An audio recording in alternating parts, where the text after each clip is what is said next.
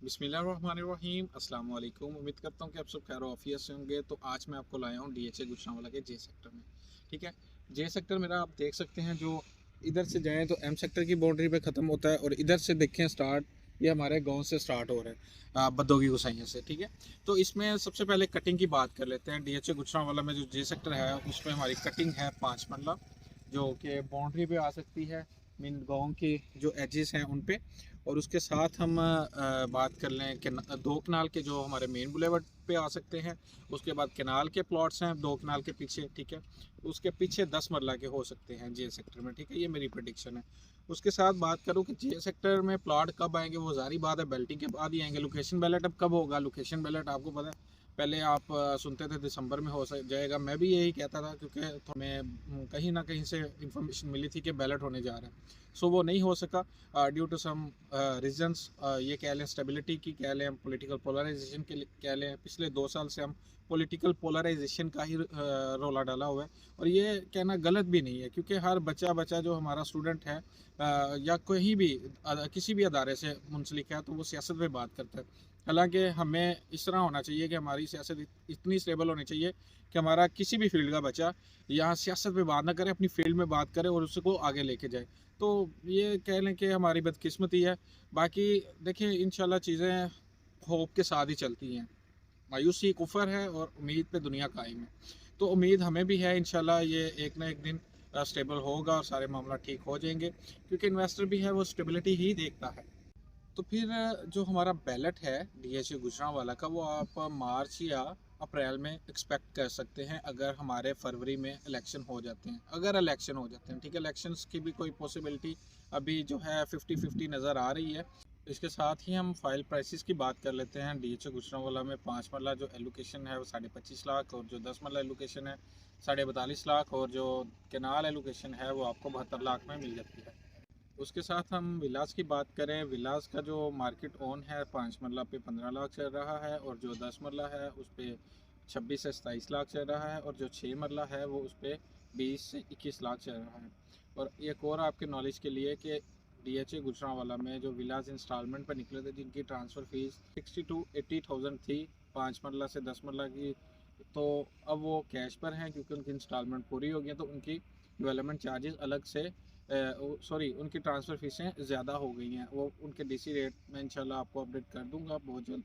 और इसके साथ मैं बताऊँ आपको, 5 मरला प्लॉट जो हमारे सी सेक्टर में है, पोजीशन वाले एरिया में जहाँ आप घर बना सकते हैं, वहाँ आपको जो प्लॉट हैं मिनिमम 35 से लेके मैक्सिमम 50 तक मिलता है। अब मिनिमम 35 या 34 कहाँ है, C1 के एंड पे आ जाए या हमारा C3 की बाउंड्री पे आ जाए, तो वहाँ हमें 34-35 में मिल जाता है कॉस्ट ऑफ लैंड।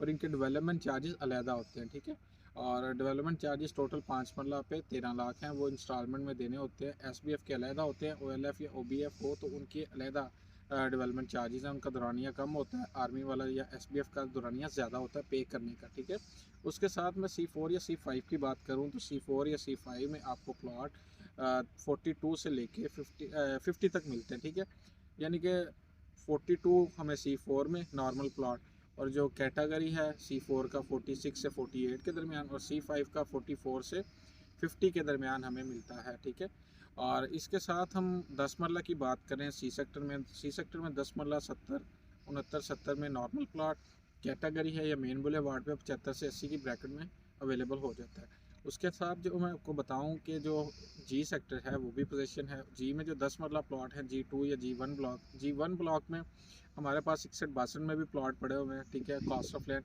और उसके साथ G2 में अगर बात करें तो वहाँ आपको नॉर्मल प्लॉट 65 66 67 की ब्रैकेट में मिलता है।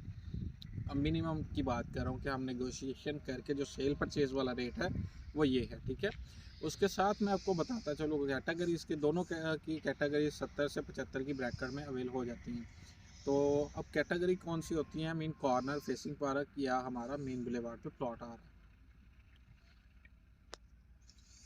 इसके साथ ही हम केनाल के प्लॉट्स की बात करें जी सेक्टर में, तो 93 लाख से लेके 96 तक cost of land normal plot. और अगर 80 फीट पे है या हमारा मेन बुलेवार्ड पे है या कॉर्नर है, तो वहाँ हमें प्लॉट मिल जाता है एक 5 से एक 10 पे, और मेन बुलेवार्ड पे एक 30 से एक 40 की ब्रैकेट। और इसके साथ मैं आपको बताऊं कि एल सेक्टर के जो हमारा 10 मरला प्लॉट हैं 57 से लेके हमें 65 तक मिलते हैं, कॉर्नर से कैटेगरी मीन और मतलब नॉर्मल से कैटेगरी तक। और उसके बाद हम एल सेक्टर के वैसे एक नॉर्मल प्लॉट्स की बात करें तो एल सेक्टर में जो नॉर्मल रेट है प्लॉट का 84 से 85 लाख है, ठीक है। उसमें कॉर्नर या कैटेगरी आ जाए तो वो 95 से 1 के राउंड बोर्ड, और अगर मेन बुलेवार्ड में तो वो 165 से 170 की ब्रैकेट में मिलते हैं, ठीक है। अब डिफरेंस चेक कर लें आप। तो मेरे पास 3-4 ऑप्शन हैं। अगर आप एल सेक्टर में बाय करना चाह रहे हैं DHA गुजरांवाला के तो आप मुझसे रब्ता कर सकते हैं। उसके साथ एम सेक्टर का मैं आपको बताऊं, एम सेक्टर की जो हमारी केनाल के प्लॉट्स हैं उनमें खातर खा थोड़ा बेहतरी आई है, और मिनिमम जो प्लॉट है अभी 76 में मिल जाता है मिनिमम, और मैक्सिमम आप करें बात तो 1 करोड़ के तो 1 करोड़, और अगर मैक्सिमम बात करें तो 1 करोड़ के राउंड बोर्ड बात चली जाती है। इसके साथ ही मैं नॉन पोजेशन वाले प्लॉट्स 5 मरला को डिस्कस करूं तो नॉन पोजेशन 5 मरला हमारे प्लॉट 27 से लेके 35 तक रेट है के सेक्टर में, ठीक है। Location wise, block wise, categories wise, ठीक है। आज का मेरा यही टॉपिक था। अपना ख्याल रखिएगा और अपने चैनल का भी। बाकी अगर आप DHA गुजरांवाला में सेल या परचेज करना चाह रहे हैं तो आप मुझसे रब्ता कर सकते हैं। अपना ख्याल रखिए। अल्लाह हाफिज़।